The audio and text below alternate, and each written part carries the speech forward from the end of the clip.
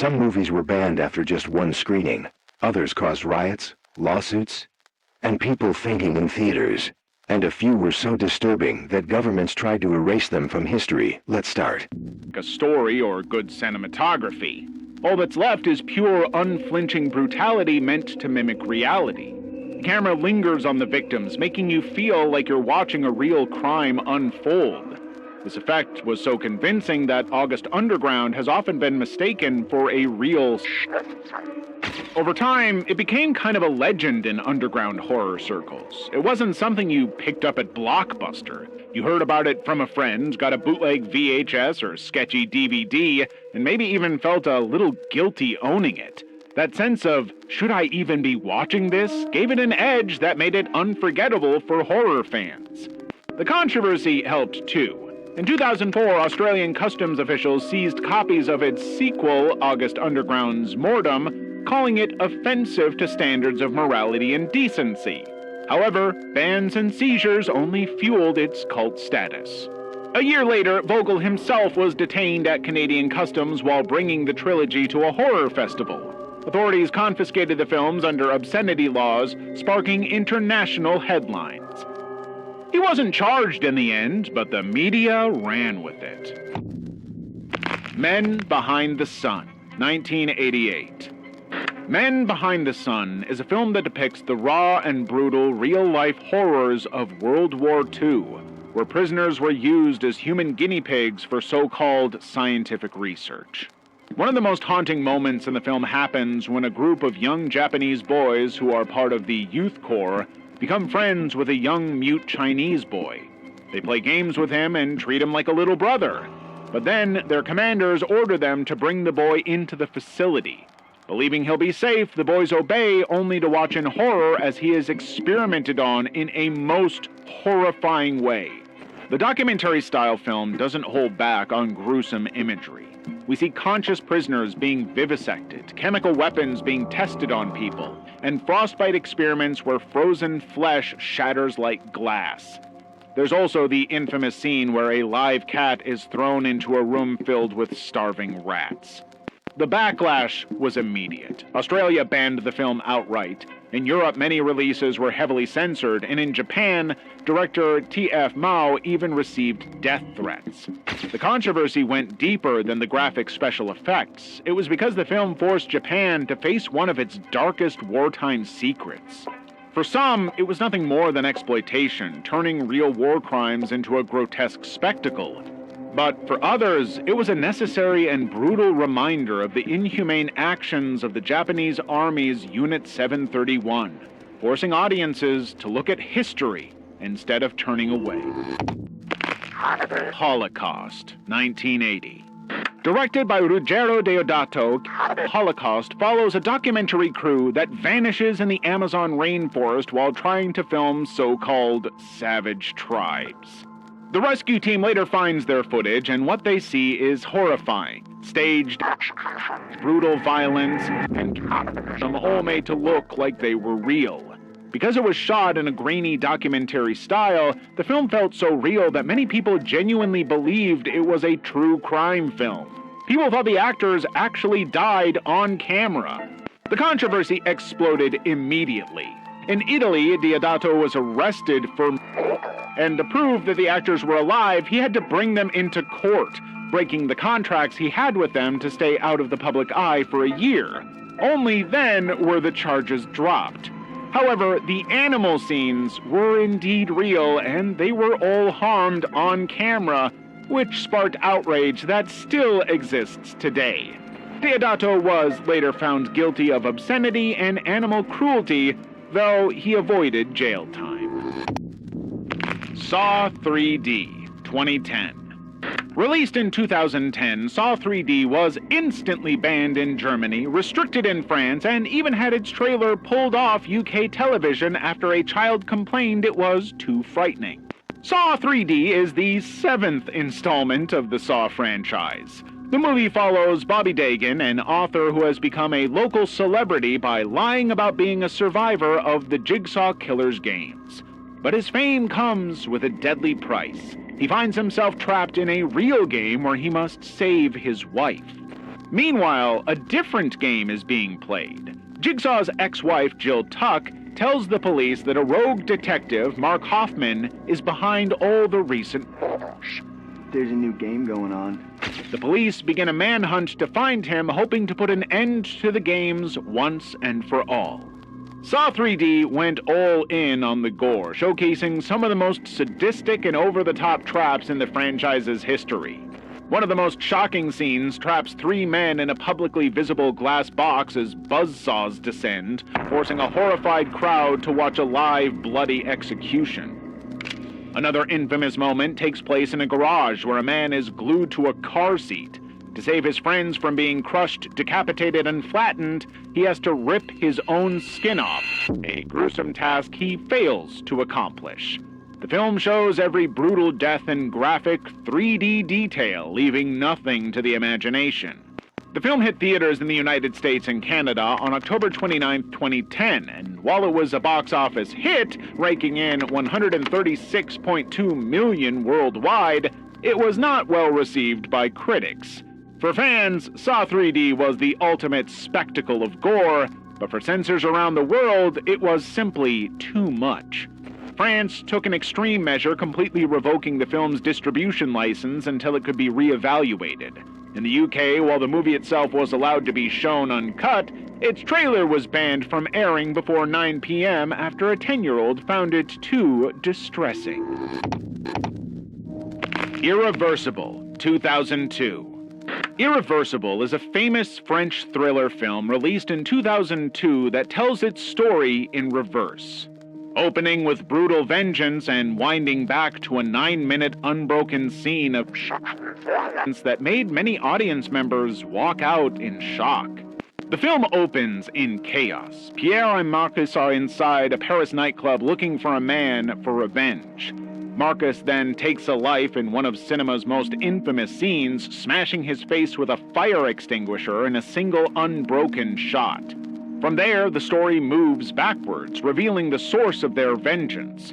Marcus's girlfriend, Alex, played by Monica Bellucci, was taken advantage of in a pedestrian underpass, filmed in a 9-minute static take with no music and no cutaways. Then the film gradually works backwards toward innocence and love. By the time we reach the final scene, a quiet, sunlit glimpse of Alex, happy and carefree, we're burdened with the weight of everything the story has already revealed. Noy's directing style is as confrontational as his narrative. Long takes, swirling handheld movements, and disorienting camera spins create a suffocating atmosphere that mirrors the emotional turmoil of his characters. The infamous tunnel scene, filmed in a single uninterrupted shot, became one of the most discussed moments in 21st century cinema. This wasn't only for its content, but for what it revealed about the line between artistic provocation and exploitation. The cultural fallout was immediate. The UK gave it an 18 and over rating without any cuts, arguing that even though it was deeply gruesome, it handled the subject matter seriously. Other countries were much stricter, with some banning the film entirely. Many worried it would re-traumatize viewers, while others argued that editing it would take away its entire point. When it premiered at the Cannes Film Festival in 2002, the reaction was total chaos. Some people walked out in horror, while others gave Noy a standing ovation for his bravery. Some critics called it brilliant exploration of time and violence, while others labeled it as torment and said it went too far just to be shocking. Grotesque, 2008. Released in 2008, the Japanese horror film Grotesque, directed by Koji Shiraishi, quickly earned a reputation not just for being brutal, but for what it seemed to say about where horror cinema was headed. The UK banned it entirely, which hardly ever happened anymore. That decision sparked a whole wave of debate around censorship, artistic limits, and what horror is even supposed to be for.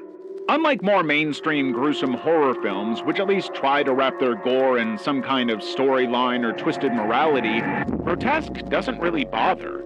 There's no backstory, no clear character development, no real plot arc. It's just raw, relentless violence put out there with almost clinical precision. Watching it feels less like a movie and more like an endurance test. That stripped-down approach was a big shift. Some people saw it as a bold experiment, others were understandably not impressed. To them, it looked like horror had hit a dead end, no artistry, just shock for shock's sake. Ironically, the UK ban probably gave Grotesque way more attention than it might have gotten otherwise. Suddenly, it was being talked about alongside those notorious video nasties from the 80s that had been targeted by censors. The movie became a kind of legend, not because people had seen it, but because they weren't allowed to. Looking back, Grotesque isn't really about plot, it's more about what it exposed, like how much can an audience take? When does horror stop being art and start being exploitation? Whether you think it was just empty provocation or a serious statement about the genre's limits, it definitely left a mark. The Last House on the Left, 1972. Another Wes Craven film earns a spot in Level 5 with his debut film, The Last House on the Left. Released in 1972, this movie was such a cultural gut punch that irate viewers at one screening attempted to break into the projection booth to destroy the film. The story follows Marie and her friend Phyllis, two teenage girls who go out for a night of fun. But their evening takes a horrific turn when a gang of escaped convicts kidnaps them. In a brutal series of events, one girl loses her life and the other is viciously harmed. Seeking refuge, the convicts unknowingly end up at the home of one of their victims, Marie's parents. As the grieving parents uncover the horrifying truth about their daughter's disappearance, they unleash a morally ambiguous and violent revenge of their own. The movie is truly difficult to watch. Parts of what make it so harsh is its amateurish look, the grainy and shaky camera which makes everything feel uncomfortably real. It's a movie filled with brutal violence and gore that audiences just weren't prepared for. When Wes Craven made the movie, he thought it would be a small movie that no one would see, but he was wrong. Clever ads like radio commercials that told people to chant, "It's only a movie," made it a big hit. Even famous movie critic Roger Ebert liked it, saying it was brutal and tragic, but also important because it showed real horror instead of hiding it. The Hills Have Eyes, 1977. The family trailer is ripped apart. Terrifying screams. Flames rise as mutants tear into the Carter family, harming and feasting on their victims. This was Wes Craven's The Hills Have Eyes, a film so brutal it was nearly slapped with an X rating. The film follows the Carter family, a suburban family that takes a wrong turn in the Nevada desert and breaks down near an old nuclear test site. But they're not alone. Watching them from the hills is Jupiter and his clan. Mutants, cannibals, people twisted by fallout and abandonment. When the Carters realize they're being hunted, it's already too late. One by one, the family is attacked, their trailer is set on fire, and survival becomes the only thing that matters. Craven tapped into real fears from the 1970s, nuclear testing, government neglect, and what happens when the so-called civilized world collides with the forgotten and deformed people it leaves behind. The mutants aren't mindless monsters. They're the mirror image of the Carters, families willing to kill to protect their own. But the violence pushed society's limits. The MPAA demanded cuts, forcing Craven to tone down scenes like Fred's brutal death, the savage attack on the trailer, and Jupiter's blood-soaked end. In the UK, it was thrown onto the Video Nasties list, censored for years before finally being released uncut in 2003. Even with the controversy, the movie exploded. Made for less than $700,000, it grossed around $25 million worldwide. Critics praised it for its tension, its bleak humor, and its willingness to push horror into places that felt uncomfortably real. The Green Inferno, 2013. Eli Roth's horror film, The Green Inferno, sparked a ton of controversy. The gruesome and graphic content was one thing, but it mostly came from its portrayal of indigenous peoples as bloodthirsty savages. Shot deep in the Peruvian and Chilean jungle, the story follows Justine and a group of idealistic college students from New York.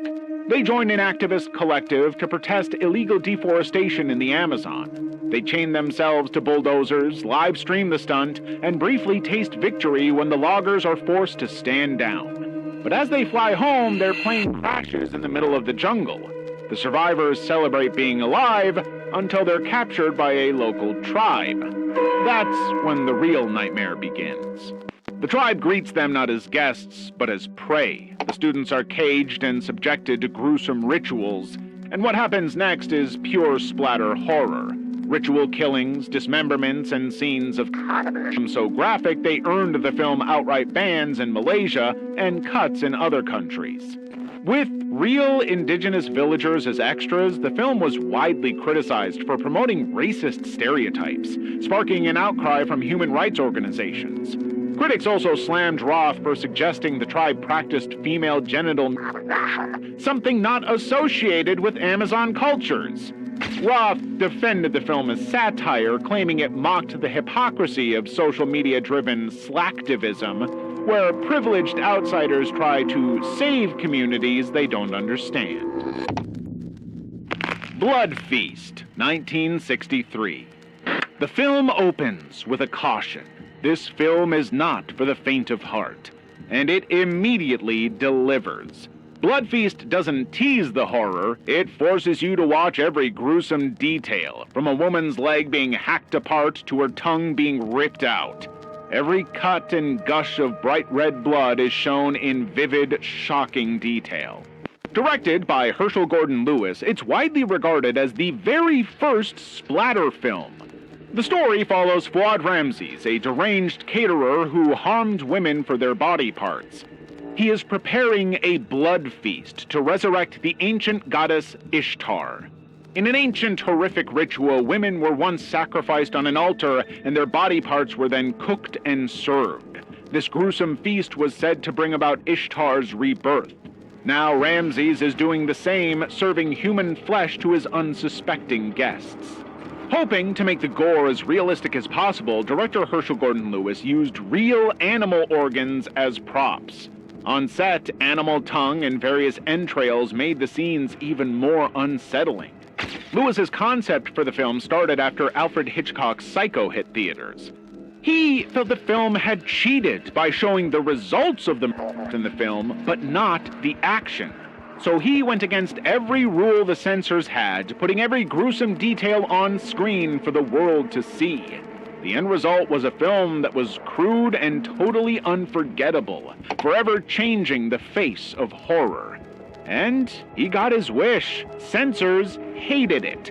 The UK banned the film outright, and decades later, it became the oldest movie on the infamous Video Nasties list during the 1980s moral panic. The Evil Dead, 1981. Sam Raimi's low-budget horror masterpiece, The Evil Dead, was unleashed in 1981.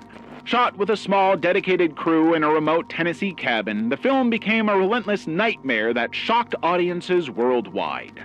It was so intense that it became one of the infamous Video Nasties in Britain, a film initially banned and heavily censored for its gruesome content. The story follows Ashley Ash Williams, who heads to a remote cabin for a fun getaway with his girlfriend and 3 friends. Their trip takes a horrifying turn when they discover the Necronomicon, the Book of the Dead. The group accidentally unleashes a flood of evil, turning their weekend escape into a fight for survival. From there, the film becomes a terrifying experience with never-ending possessions, screams, and gruesome practical effects. A pencil jammed into an ankle, eyes gouged out, heads hacked apart with axes. The film never lets up. Ash is forced to watch as his friends become possessed one by one, leaving him with a difficult choice: kill them or be killed himself. VHS made it more infamous than the box office did. In the UK, The Evil Dead dominated home video sales, but it also became the target of moral campaigner Mary Whitehouse, who branded it the #1 nasty. Politicians even screened its bloodiest scenes in Parliament, warning it could corrupt society. And in one bizarre claim, even dogs. The backlash turned into full censorship. The BBFC initially cut nearly a minute from the theatrical release, but on VHS the film spread uncut, sparking seizures, prosecutions, and its addition to the official Video Nasties blacklist. Under the 1984 Video Recordings Act, another 66 seconds were censored for its 1990 home video release. Fans had to wait almost 2 decades before the film was finally cleared, restored, and re-released uncut in 2000 to 2001. Dead Alive, 1992. Peter Jackson directed what's still considered one of the goriest films ever made, Dead Alive, released internationally as Brain Dead. It was so over the top with blood and torsos scattered that entire countries banned it outright. Set in 1950s Wellington, the film follows Lionel Cosgrove, a timid young man trapped under the thumb of his controlling mother, Vera. But when she's bitten by a Sumatran rat monkey at the zoo, things take a horrific turn. Vera transforms into a ravenous, flesh-eating zombie, and Lionel's desperate attempt to keep her hidden sparks a chain reaction of carnage. From there, the film snowballs into pure chaos. Zombies multiply, bodies explode, guts crawl across the floor like they're alive, and in the unforgettable climax, Lionel straps a lawnmower to his chest and plows through an entire horde of the undead, drenching the set in rivers of blood and severed limbs. But the extremity came at a cost. Dead Alive was banned, censored, or chopped apart in multiple countries. Germany didn't just ban it, they made owning the uncut version illegal, with copies confiscated under laws against extreme depictions of violence. Singapore, South Korea, and Finland banned it too, though Finland eventually lifted the ban in 2001. In the US, 2 very different versions circulated. A heavily cut R-rated version at 85 minutes, and an unrated version closer to Jackson's intent, which fans continue to seek out. Raw, 2016. When Julia Ducournau's Raw premiered, the fallout wasn't just applause and awards. People literally fainted. At the Toronto International Film Festival, multiple audience members collapsed during screenings, and some were even rushed to the hospital. That's how intense this film was. On the surface, Raw is a coming-of-age story, but beyond that, it's one of the most banned body horror films of the last decade. The film follows Justine, a young veterinary student and lifelong vegetarian. But during a brutal hazing ritual, she's forced to eat raw rabbit kidney. That single bite awakens her uncontrollable craving for flesh. First animal, then human. Her transformation isn't merely about hunger. It collides with her sexuality, her identity, and her relationships with her sister. In one of the film's most infamous moments, Justine's sister Alexia is giving her a bikini wax when a horrific accident occurs. Alexia tries to remove the stubborn wax with scissors and accidentally slices off her own finger. As Alexia faints from the pain, Justine stares at the bloody stump, picks up the severed finger, and eats it. Later, when Alexia catches her, Justine lies to their parents and blames the family dog. Ducournau calls her approach flesh fascination, shaped by her childhood as the daughter of 2 doctors.